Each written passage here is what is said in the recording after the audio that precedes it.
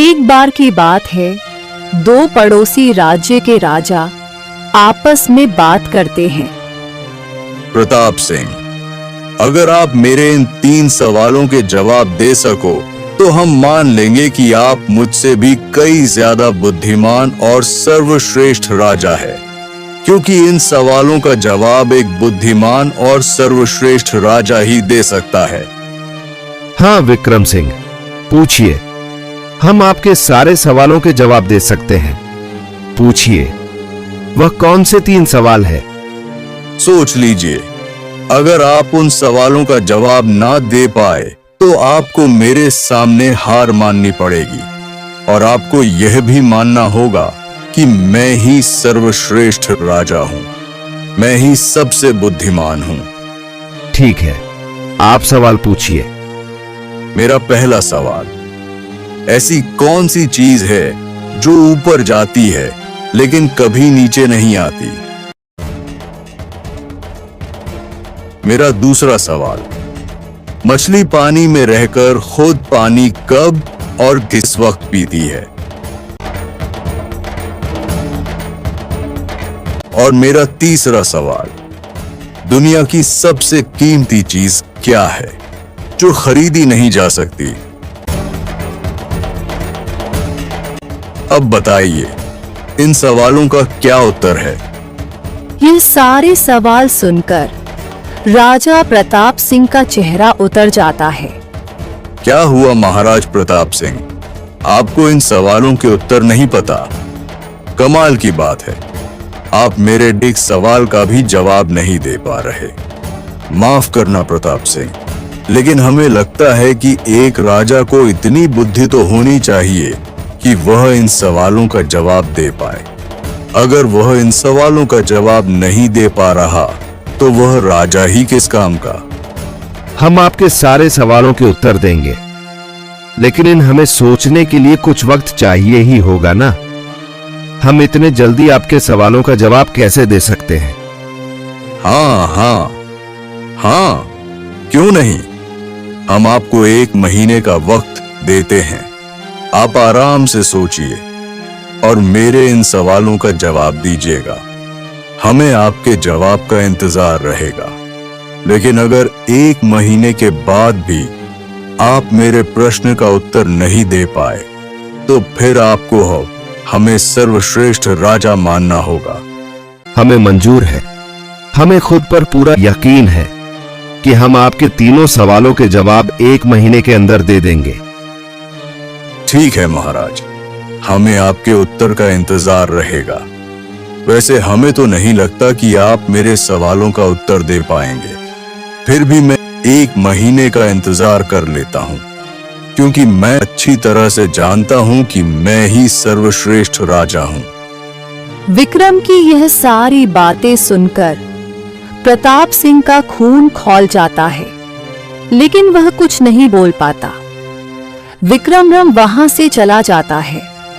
उसके जाने के बाद प्रताप सिंह अपने मंत्री से बोलता है, मंत्री जी, गांव में ऐलान कर दीजिए कि जो कोई भी मेरे 3 सवालों का जवाब देगा, हम उसे 1000 सोने के सिक्के इनाम में देंगे।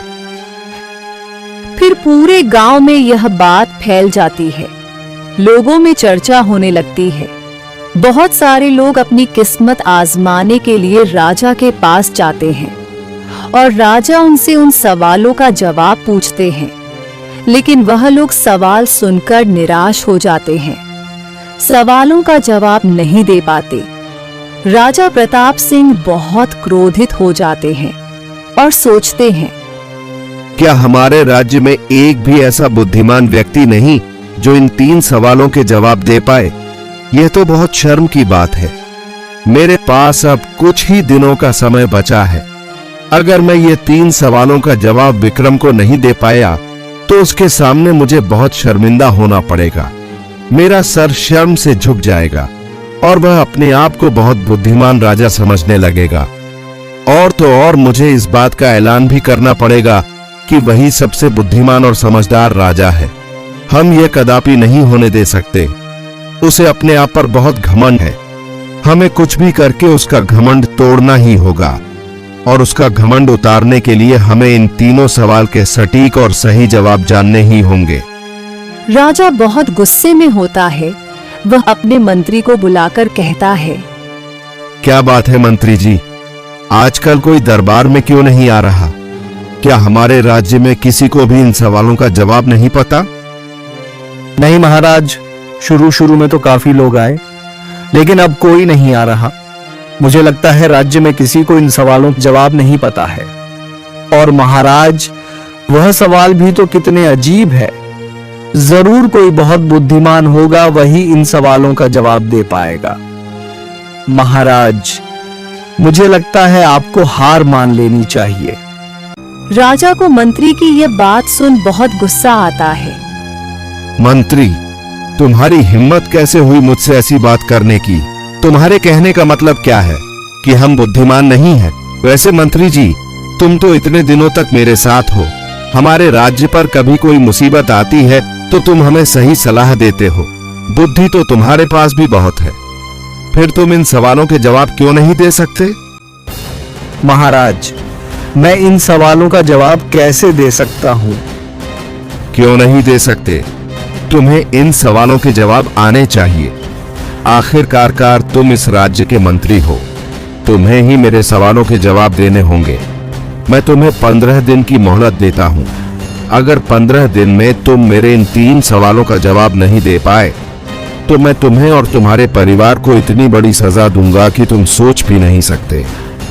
ऐसा मत कीजिए महाराज, मैं माफी चाहता हूं। अगर मैंने कुछ गलत बोल दिया हो तो मुझे माफ कर दीजिए, लेकिन ऐसा मत कीजिए। मैं इन सवालों का जवाब नहीं दे पाऊंगा। मैंने एक बार कह दिया तो कह दिया, मुझे तुमसे ही इन सवालों के जवाब चाहिए। कुछ भी करो, दिन रात एक करो, लेकिन मेरे इन सवालों का जवाब ढूंढ कर लाओ, वरना तुम्हारी और तुम्हारे परिवार की खैर नहीं। अब जाओ यहां से। अब तुम मुझे अपना मुंह तभी दिखाना जब तुम्हें मेरे सवालों के जवाब मिल जाएंगे। मंत्री बहुत परेशान हो जाता है और घर आ जाता है। घर आने के बाद उसकी पत्नी उससे पूछती है, क्या बात है जी, बहुत परेशान दिखाई दे रहे हैं। मंत्री आहंग अपनी पत्नी को पूरी बात बताता है। उसकी पत्नी यह सुन बहुत घबरा जाती है। हे राम, यह क्या हो गया? ये बिन बुलाए मुसीबत हमारे गले आकर पड़ गई। हमने तो कुछ किया भी नहीं। महाराज को ऐसा नहीं करना चाहिए था। वह अपनी इज्जत बचाने के लिए हमारे परिवार को दांव पर लगा रहे हैं। वह अच्छे से जानते हैं कि वह इन सवालों का जवाब नहीं दे पाएंगे, इसलिए उन्होंने जानबूझकर आपसे जवाब मांगा है। उन्हें उनकी इज्जत इतनी प्यारी है कि उसके लिए उन्हें अपने मंत्री के परिवार तक की परवाह नहीं की। तुम नहीं जानती जानकी, महाराज कुछ भी कर सकते हैं। मैं उनको अच्छी तरह से जानता हूँ। मैं उनके साथ बहुत दिनों से रह रहा हूँ। जहाँ तक मैं उन्हें जानता हूँ, वह हमें फांसी भी दे सकते हैं।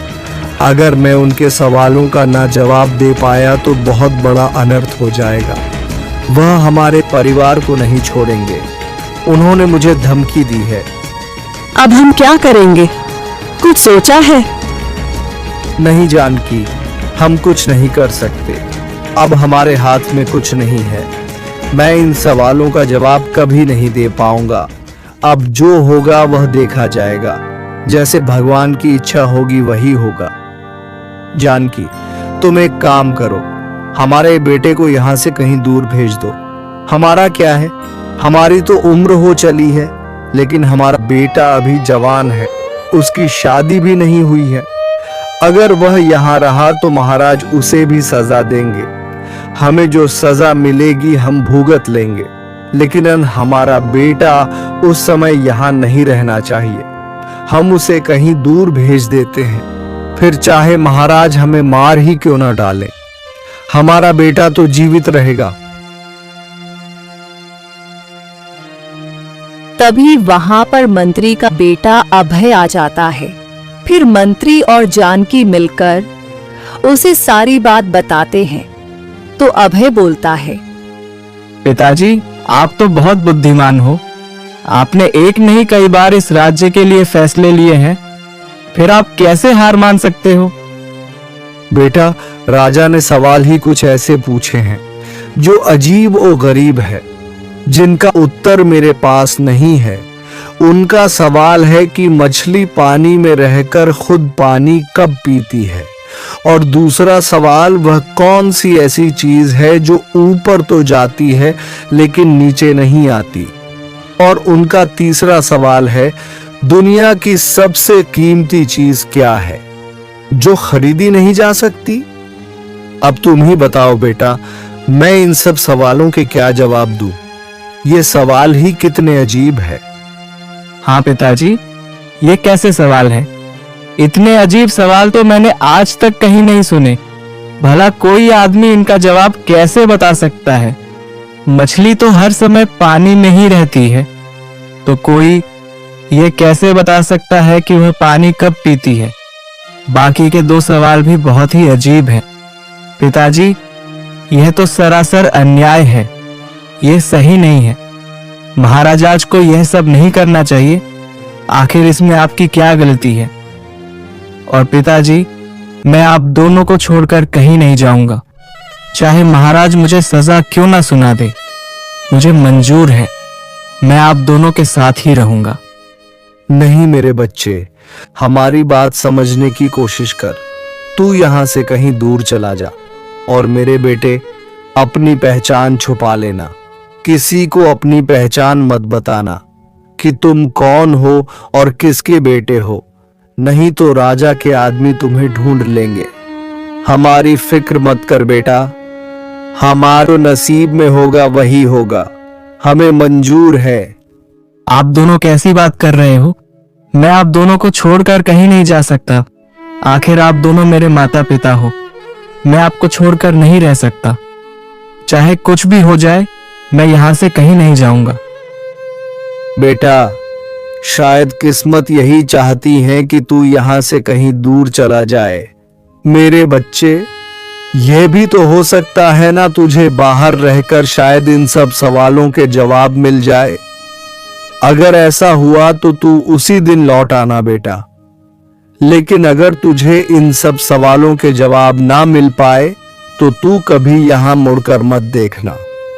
कभी किसी को हमारे बारे में या खुद के बारे में सच मत बताना कि तू कौन है, वरना राजा तुझे भी मार डालेगा। दोनों मिलकर अभय को वहां से भेज देते हैं।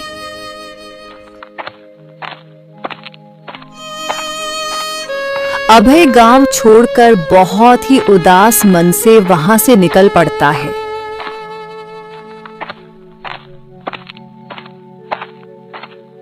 और दूसरे गांव में पहुंच जाता है। उसे बहुत तेज भूख लगती है और प्यास भी लगती है। वह गांव में एक घर पानी मांगते हुए कहता है, सुनिए, कोई है? क्या मुझे एक गिलास पानी मिल सकता है? तब एक लड़की नैना बाहर आती है और बोलती है, जी बोलिए, किससे मिलना है, क्या काम है? जी वो मुझे बहुत प्यास लग रही थी, क्या मुझे एक गिलास पानी मिल सकता है? हाँ बिल्कुल, आप थोड़ी देर रुकिए, मैं अभी पानी लेकर आती हूँ। तभी अभय उससे पूछता है, जी रुकिए, मुझे एक बात बताइए कि आपकी शादी हो चुकी है? नहीं तो, मेरी अब तक शादी नहीं हुई है। क्यों, क्या हुआ? आपके घर में कोई बड़ा बुजुर्ग या फिर आपकी माँ है क्या? मेरी माँ तो नहीं है, पिताजी बाहर गए हैं, आते ही होंगे। क्यों, क्या बात है? ठीक है, मैं चलता हूँ, मुझे आपके हाथ से पानी नहीं चाहिए। तब वहां पर नैना के पिताजी आते हैं और गुस्से से बोलते हैं, ए लड़के, कौन है तू? बदतमीज कहीं के, तुझे मेरी बेटी से ऐसी बात करते हुए शर्म नहीं आती? एक तो तुझे मेरी बेटी पानी दे रही है, ऊपर से तू उससे शादी के बारे में पूछ रहा है। तू मेरी बेटी को छेड़ रहा है, बेशर्म कहीं का। चला जा यहां से, अगर दोबारा यहां दिखा तो तेरे टांगे तोड़कर रख दूंगा। नहीं बाबा, आपको कोई गलतफहमी हुई है, मैं छेड़ नहीं रहा था।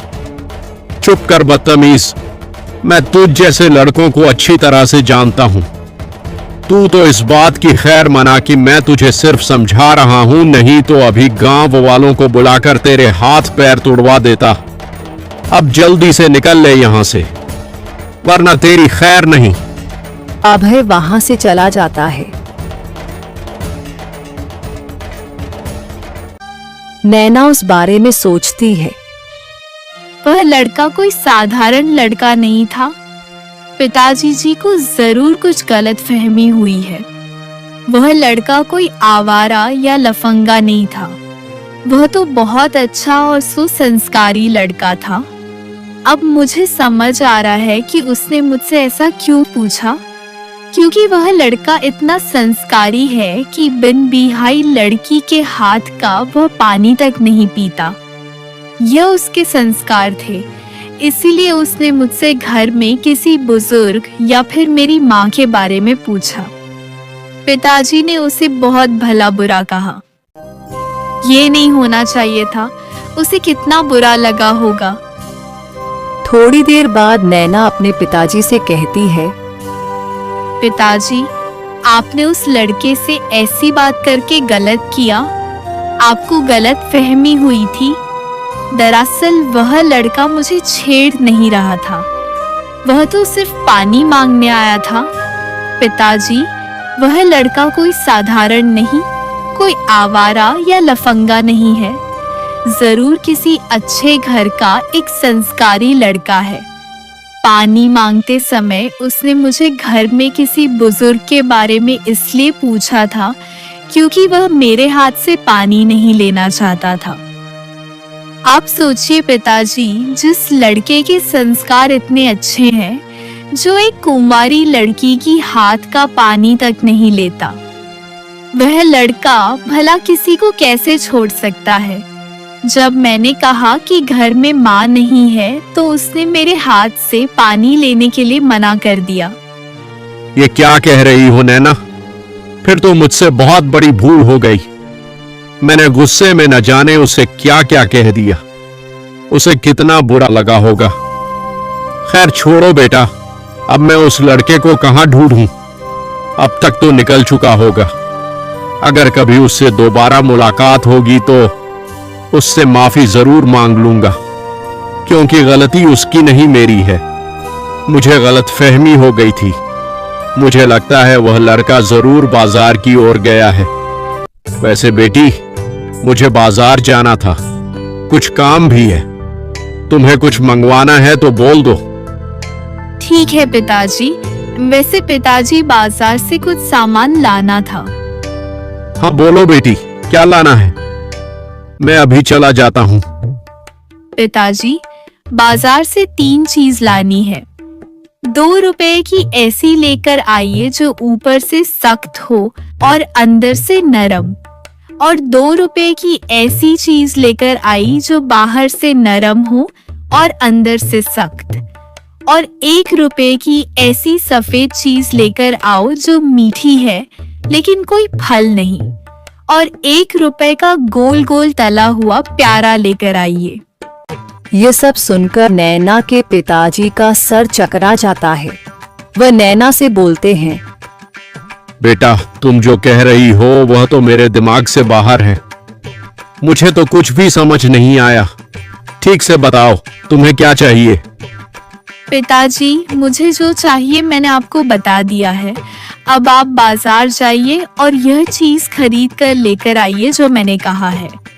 आप बाजार में दुकानदार को यही कहिएगा, वह आपको सारी चीज दे देगा। क्या उसे यह सारी चीज समझ में आ जाएगी? हाँ पिताजी, अगर उसके पास दिमाग होगा तो जरूर समझ आ जाएगी। आप जाइए। ठीक है बेटा, मैं अभी जाता हूँ। नैना के पिता बाजार के लिए निकल पड़ते हैं।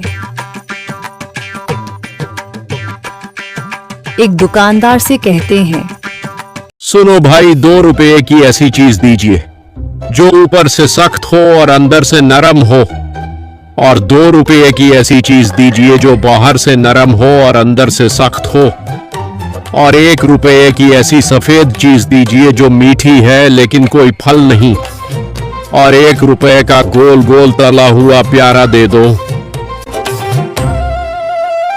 ये सारी बातें सुनकर दुकानदार का सर घूम जाता है। ये क्या बोल रहे हो? नरम कड़क सफेद चीज, ये सब क्या है? मुझे तो कुछ भी समझ में नहीं आ रहा। तुम्हें आखिर चाहिए क्या? साफ साफ बोलो।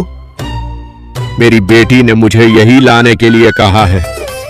तुम्हें पता होगा, तुम मुझे यह चीज दे दो। आपकी यह टेढ़ी बातें मेरे दिमाग से बाहर है। मुझे कुछ भी समझ नहीं आ रहा। मैं आपको कुछ नहीं दे सकता। जाइए यहां से।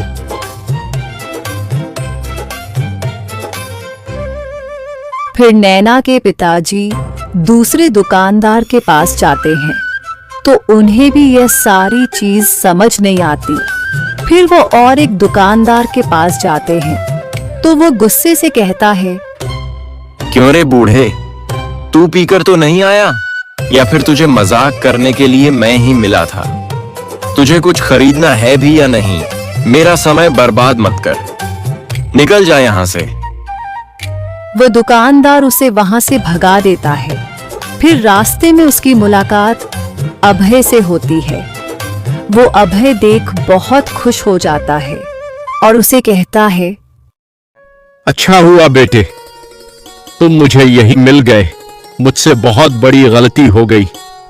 मैंने अनजाने में तुम्हें बहुत कुछ सुना दिया। दरअसल मुझे पूरी बात पता ही नहीं थी और मैं तुम्हें समझ ही नहीं पाया। मैं तुम्हें औरों की तरह समझ रहा था, लेकिन जब मेरी बेटी ने मुझे समझाया तब मुझे समझ आया कि तुम औरों की तरह नहीं हो, कि तुम कितने संस्कारी हो। तुम्हारी उन बातों का मतलब मुझे तो नहीं समझ आया, लेकिन मेरी बेटी बहुत समझदार और बुद्धिमान है। उसने मुझे सारी बात बताई। तब मुझे मेरी गलती का एहसास हुआ। मुझे माफ कर देना बेटे। अरे नहीं नहीं बाबा, आप माफी मत मांगे। आपकी जगह कोई और होता तो उसे भी शायद गलतफहमी हो जाती। मुझे लगता है मेरे बात करने का तरीका ही कुछ ऐसा था कि आपको गलतफहमी हो गई। आप माफी मत मांगे। वैसे बाबा, आप बहुत परेशान दिख रहे हो, कोई बात है? हाँ बेटा, दरअसल मेरी बेटी ने बाजार से कुछ चीज मंगवाई थी। मैं बहुत दुकानदारों के पास गया, लेकिन वह दुकानदार समझ ही नहीं पा रहे। मुझे एक भी चीज नहीं मिली। मुझे बताइए, शायद मैं आपकी कुछ मदद कर पाऊं। नैना के पिताजी अभय को उन चीजों के बारे में बताते हैं तो अभय सोचता है, सचमुच यह लड़की तो बहुत बुद्धिमान है।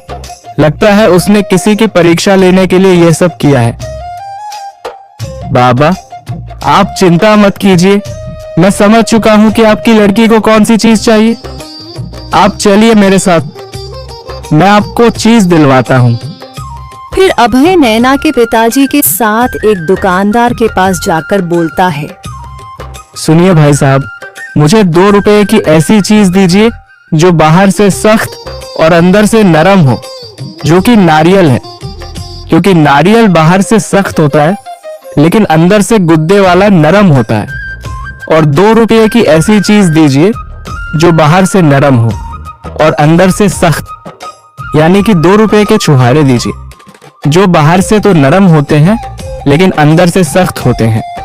और 1 रुपए की ऐसी मीठी चीज दीजिए जो फल नहीं है लेकिन मीठी होती है, वह है चीनी। 1 रुपए की चीनी दे दीजिए। ये सारी बातें सुनकर नैना के पिताजी भी दंग रह जाते हैं। अब समझ में आया, तो यह बात थी। तुम तो बहुत बुद्धिमान लड़के हो। ये सब बातें तो मेरी समझ में नहीं आई। इन बाबा को भी सीधे सीधे बोलना चाहिए था ना। ये सारी चीज इतने घुमा फिरा कर बोल रहे थे, मेरे तो कुछ समझ में नहीं आया। मैं तो हैरान हूं कि तुम इन सब चीजों को कैसे पहचान पाए। सचमुच तुम तो बहुत बुद्धिमान हो। फिर दोनों मिलकर वहां से चले जाते हैं। नैना के पिताजी बोलते हैं, अरे बेटा, एक चीज तो रह गई। हाँ बाबा, चलिए मैं आपको वह भी दिल देता हूँ। फिर अभय और बाबा मिलकर एक मिठाई वाले के पास जाते हैं। अभय उनसे कहता है, सुनिए भाई साहब, मुझे गोल गोल तला हुआ प्यारा दे दीजिए। ये तुम क्या कह रहे हो? मुझे कुछ समझ नहीं आ रहा। साफ साफ बताओ, क्या चाहिए? मैं गुलाब जामुन के बारे में बात कर रहा हूँ, जो गोल भी होता है और तला हुआ भी होता है, जो प्यारा भी होता है। अच्छा, तो सीधे सीधे बोलो ना कि तुम्हें गुलाब जामुन चाहिए। इसमें इतना घुमा फिरा के बोलने की क्या बात है? अभी देता हूँ। यह सारी बातें सुनकर नैना के पिताजी सोच में पड़ जाते हैं। सच में ये लड़का तो बहुत बुद्धिमान है। नैना सच कह रही थी। यह लड़का कोई साधारण लड़का नहीं है। जरूर ये किसी अच्छे घर का लड़का है। इसके बातों से ही लग रहा है कि बहुत बुद्धिमान और कितना संस्कारी है। मुझे मेरी बेटी के लिए ऐसे ही लड़के की जरूरत थी। मैंने तो इसके घरदार के बारे में पूछा ही नहीं। मुझे इसके बारे में पता लगाना होगा। पापा, अब मैं चलता हूँ, आपको आपकी सारी चीज मिल गई है। रुको बेटा, तुम्हारा नाम क्या है? कहाँ के रहने वाले हो? अभय मन ही मन सोचता है। मुझे अपनी पहचान छुपानी होगी। पिताजी ने कहा था, किसी को भी अपनी असली पहचान मत बताना। कब कौन राजा को मेरे बारे में बता दे, उससे अच्छा झूठ बोल देता हूँ। जी, मेरा नाम सुरेश है। वो मैं दूर गांव से आया हूँ। काम की तलाश में हूँ। मेरा इस दुनिया में कोई नहीं, मैं अनाथ हूँ। रहने का भी ठिकाना नहीं है। अब कहाँ जा रहे हो बेटा? जी पता नहीं, जहां ईश्वर ले जाए। मैं सिर्फ उनके भरोसे हूं। एक काम करो, तुम मेरे घर चलो, मैं तुम्हारी मदद करूंगा। अरे नहीं नहीं बाबा, आप तकलीफ मत लीजिए। मैं जैसे तैसे अपना गुजारा कर लूंगा। अरे नहीं नहीं बेटा, तुमने मेरी इतनी बड़ी मदद की है। अरे तुम आज ना होते तो मैं वह सारी चीज खरीद ही नहीं पाता। मैंने कई लोगों से बोला, लेकिन कोई मेरी बात समझ ही नहीं पा रहा था। कई लोगों ने तो मुझे गालियां तक दे दी। सचमुच बेट, तुम बहुत बुद्धिमान हो। तुमने मेरी इतनी बड़ी मदद की है और अब मुझे मौका मिला है तो मुझे भी तुम्हारी सहायता करने का एक मौका तो दो। फिलहाल तुम्हारे पास रहने का कोई ठिकाना नहीं है, तो तुम मेरे घर पर रह सकते हो और मैं जल्द से जल्द तुम्हारे काम धंधे का भी कोई ना कोई बंदोबस्त लगा ही दूंगा। फिर एक बार तुम्हें काम लग गया तो फिर तुम किराए से अपने लिए दूसरा मकान देख सकते हो। तब तक तुम मेरे यहां ही रुक जाओ। ठीक है बाबा, अब आप इतना कह रहे हैं तो मैं आपके साथ चलने के लिए तैयार हूँ। फिर अभय उन बाबा के साथ उनके घर चला जाता है। नैना उसे देख बहुत खुश होती है। घर जाने के बाद नैना के पिताजी उसे बाजार की सारी बात बताते हैं। नैना और भी खुश हो जाती है। थोड़ी देर बाद नहीं, नैना सोचती है, सचमुच ये लड़का कोई साधारण नहीं। मैंने जो सोचा था वही निकला। ये बहुत बुद्धिमान और अक्लमंद है, क्योंकि मैंने पिताजी को जानबूझकर पहेलिया में जो चीज बताई थी उसका उत्तर एक बुद्धिमान व्यक्ति ही दे सकता था। मुझे पता था कि इन सवालों का जवाब यही दे सकते थे, इसीलिए मैंने जानबूझकर पिताजी को बाजार भेजा था ताकि मैं इनका पता लगा सकूं। नैना अभय के बारे में सोच रही होती है। तभी उसके पिताजी वहां आ जाते हैं और उसे बोलते हैं, बेटा, मुझे तुझसे कुछ जरूरी बात करनी है। हाँ पिताजी, बोलिए ना, क्या बात है? बेटा, जब से मैं सुरेश से बाजार में मिला हूं, तब से मेरे मन में ख्याल आ रहा है। सुरेश बहुत अच्छा लड़का है और बहुत बुद्धिमान भी है। वह बिल्कुल तुम्हारी तरह है बेटा, लेकिन वो अनाथ है। उसके माता पिता नहीं है। वह तो काम की तलाश में यहां वहां भटक रहा है। मुझे लगता है तुम्हारे लिए सुरेश से अच्छा लड़का हो ही नहीं सकता, क्योंकि बेटी मैं तुम्हें बचपन से जानता हूं। तुम में जितना दिमाग है, जितनी तुम बुद्धिमान हो, उतना ही सुरेश भी है। उसकी और तुम्हारी जोड़ी ठीक रहेगी। मैं तुम्हारी शादी सुरेश से करना चाहता हूं। अब तुम बताओ, तुम्हारी क्या राय है? पिताजी, आपने बिल्कुल सही कहा। सुरेश सचमुच बहुत ही बुद्धिमान है। मैंने आपको जानबूझकर पहेली में वह चीज मंगवाई थी। मैं देखना चाहती थी कि सुरेश उन पहेलियों का उत्तर दे भी पाता है या नहीं, लेकिन उसने सभी पहेलियों के सटीक उत्तर दिए। मेरा भी यही सपना था कि मेरी शादी ऐसे ही किसी बुद्धिमान व्यक्ति से हो। मुझे कोई आपत्ति नहीं है पिताजी।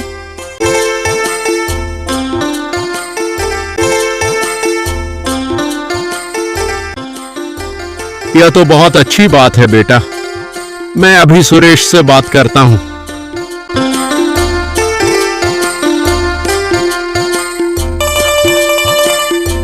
थोड़ी देर बाद नैना के पिताजी अभय से बोलते हैं। बेटा सुरेश, मुझे तुझसे कुछ जरूरी बात करनी है। दरअसल मैं मेरी बेटी के लिए एक लड़के की तलाश में था। मुझे उसके लिए जैसा लड़का चाहिए था वह सारे गुण तुम में हैं। बेटा, तुम्हें कोई एतराज ना हो तो मेरी बेटी की शादी मैं तुमसे करवाना चाहता हूँ। ये बात सुनकर अभय को अपने माता पिता का ख्याल आता है। मन ही मन सोचता है, क्या करूं? मुझे तो कैसे भी करके अपने माता पिता की जान बचानी है। मेरे पास बहुत कम समय बचा है। इनकी बेटी नैना बहुत बुद्धिमान है। जिस तरह से उसने बाजार में चीज पहली में बताई थी, मुझे लगता है राजा के उन 3 सवालों का जवाब नैना ही दे पाएगी। अगर नैना ने उन तीनों सवालों के जवाब दे दिए तो मेरे माता पिता की जान बच जाएगी। लेकिन इसके लिए मुझे इन्हें सच्चाई बतानी होगी। बाबा, मैं नैना से शादी करने के लिए तैयार हूं। मुझे कोई एतराज नहीं है। लेकिन मेरी एक शर्त है। अगर मेरी वह शर्त पूरी होती है तो मैं शादी करने के लिए तैयार हूं। शर्त? कैसे शर्त? वहां पर नैना भी आ जाती है। फिर अभय बोलता है, माफ कर देना बाबा, मैंने आपसे झूठ बोला। मेरा नाम सुरेश नहीं, अभय है। और मैं कोई अनाथ नहीं। मेरे माता पिता है। मैं एक मंत्री का बेटा हूं। और अभय सारी बातें उन दोनों को बता देता है। दोनों ये सारी बातें सुन बहुत चौंक जाते हैं। फिर नैना बोल पड़ती है, तुम मुझे वह सवाल बताओ, शायद मैं तुम्हारी मदद कर सकती हूँ। वह तीनों सवाल नैना से पूछता है। ये सवाल सुन नैना के पिताजी का भी सर चकरा जाता है। वह बोलते हैं, यह तो बहुत अजीब सवाल है। ऐसे सवाल तो मैंने भी आज तक नहीं सुने। तुम्हारा राजा भी कितने अजीब है। उन्होंने तुम्हारे और तुम्हारे परिवार के साथ बहुत गलत किया है। मैं मजबूर हूं बाबा, अब आप ही बताइए। एक तरफ मेरे माता पिता है जिनके साथ कभी भी कुछ भी हो सकता है। ऐसे में शादी कैसे कर सकता हूं? मुझे तुम्हारी शर्त मंजूर है। अगर तुम मुझसे शादी करते हो तो मैं तुम्हारे सारे सवालों के जवाब दे दूंगी। मुझे इन सभी सवालों के जवाब पता है। यह बात सुनकर अभय भी चौंक जाता है और बोलता है, क्या सच में तुम सच कह रही हो? तुम इन सवालों के जवाब जानती हो? हाँ, मैं बिल्कुल सच कह रही हूँ। मैं सभी सवालों के जवाब जानती हूँ, लेकिन मैं शादी के बाद ही इन सवालों के जवाब दे पाऊंगी, क्योंकि उसके लिए मुझे उस राजा के महल भी जाना होगा। अभय यह बात सुनकर बहुत खुश हो जाता है। उसकी खुशी का ठिकाना नहीं रहता। वह शादी के लिए मान जाता है।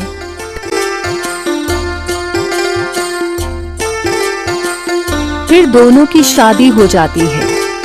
अभय नैना को लेकर अपने गांव आ जाता है।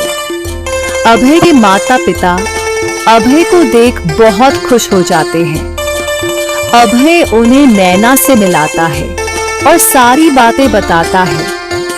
माँ बाबूजी, आप दोनों चिंता मत कीजिए, आपको कुछ नहीं होगा।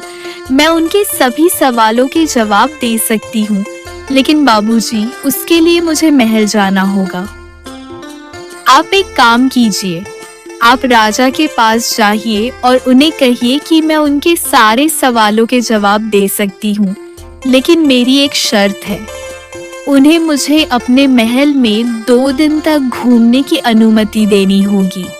मैं जिस वक्त उस महल जाऊं, मुझे आने की इजाजत देनी होगी, चाहे वह दिन हो या रात।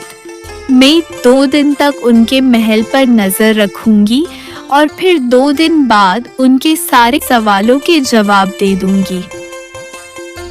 ठीक है बेटा, मैं आज ही राजा के पास जाता हूँ और उन्हें सारी बात बताता हूँ।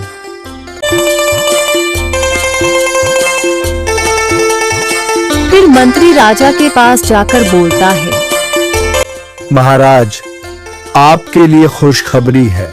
आपके सभी सवालों के जवाब आपको मिल जाएंगे। क्या तुम सच कह रहे हो? मुझे तो यकीन ही नहीं हो रहा। क्या तुमने मेरे सवालों के जवाब का पता लगा लिया? तो जल्दी बताओ, उन तीनों सवालों के जवाब क्या है?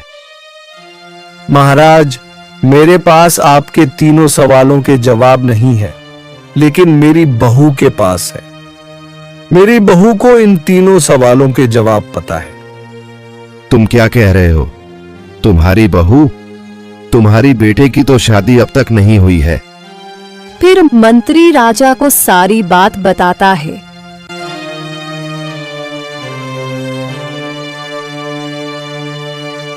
मेरी बहू का कहना है वह 2 दिन बाद आपको आपके सवालों के जवाब दे देगी, लेकिन उसके लिए मेरी बहू ने एक शर्त रखी है। उसकी शर्त यह है कि उसे बिना किसी रोक टोक के इस महल के अंदर प्रवेश दिया जाए, वह चाहे दिन हो या रात हो।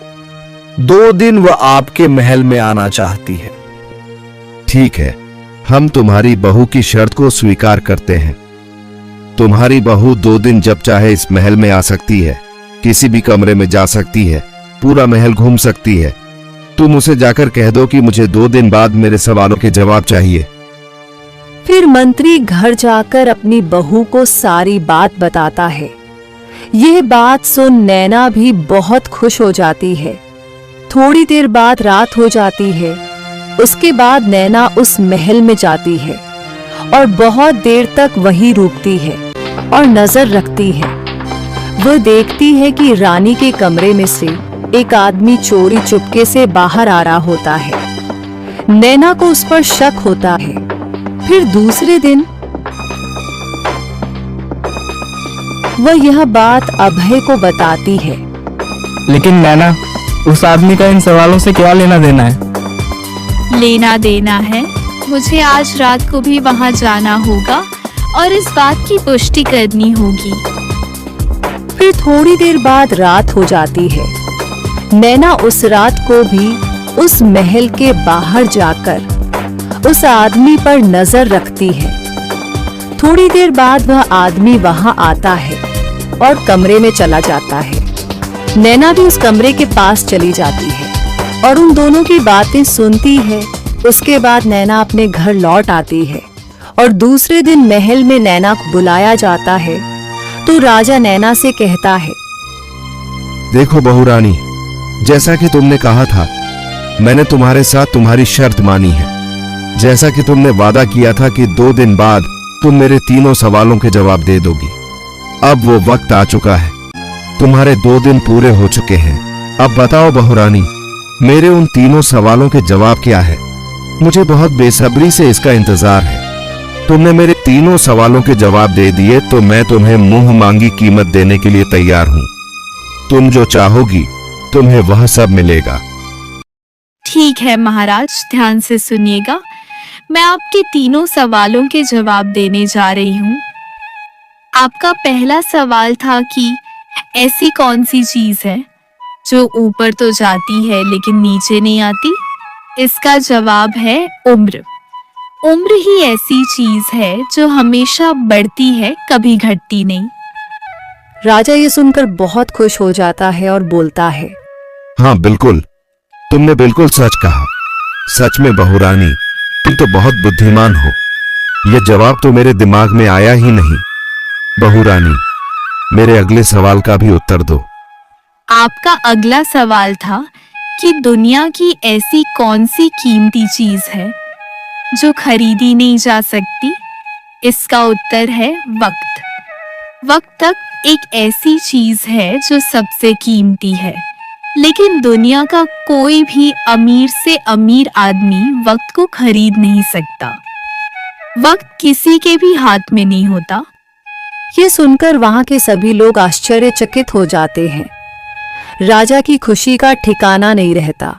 वह बोल पड़ता है, शाबाश बहू रानी, तुमने यह भी बिल्कुल सच कहा।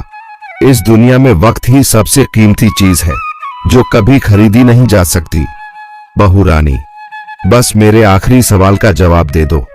उसके बाद जो तुम कहोगी मैं तुम्हें सब दे दूंगा। और मुझे यकीन है मेरे तीसरे सवाल का भी जवाब तुम दे सकती हो, क्योंकि तुम्हारे दिमाग का जवाब नहीं।